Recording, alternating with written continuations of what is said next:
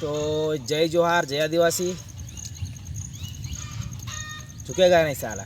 तो આપણે 9 ઓગસ્ટ આવી રહી છે, વધારે દિવસ રહ્યા નથી, લગભગ ચલો સમજો ને 20 દિવસ રહ્યા છે। તો આપણે 9 ઓગસ્ટ આવે છે, તો આપણે 9 ઓગસ્ટના દિવસે શું કરવાનું શું નહીં કરવાનું એવી બી જાણકારી આપણને હોવી જોઈએ ને।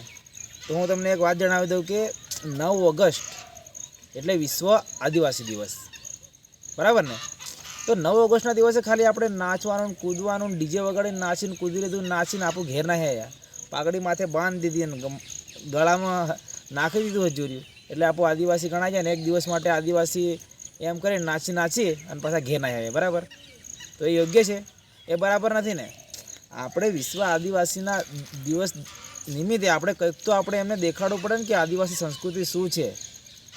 ખાલી નાચવાથી નાચે તો આપણું ટીમલી રોજ નાચીએ રાજ, ટીમલી રોજ નાચે છે કે નહીં?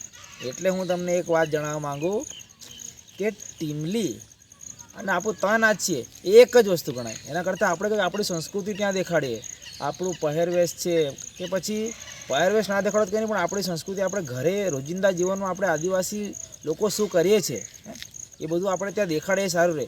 તો આ વખતેની 9 ઓગસ્ટના દિવસે આપણે કંઈક એવું કરીએ કે જેનાથી ત્યાં લોકોને દેખાય કે હા આદિવાસી સંસ્કૃતિ પ્રગટી રહી છે, એમ કે આદિવાસી સંસ્કૃતિ હજુ જીવિત છે, લુપ્ત થઈ જાય એવું આપણે નથી કરવાનું।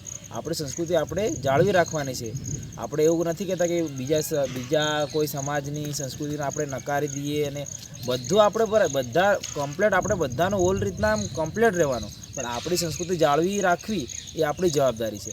તો આપણે આ વખતેની 9 ઓગસ્ટના દિવસે આપણે એક પ્રતિજ્ઞા લઈએ કે આપણે આપણી સંસ્કૃતિ દેખાડીએ।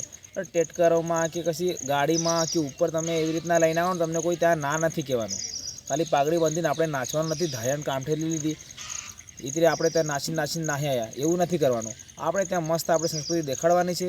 તો તમને મારો વિડીયો ગમ્યો હોય તો જય જોહાર જય આદિવાસી।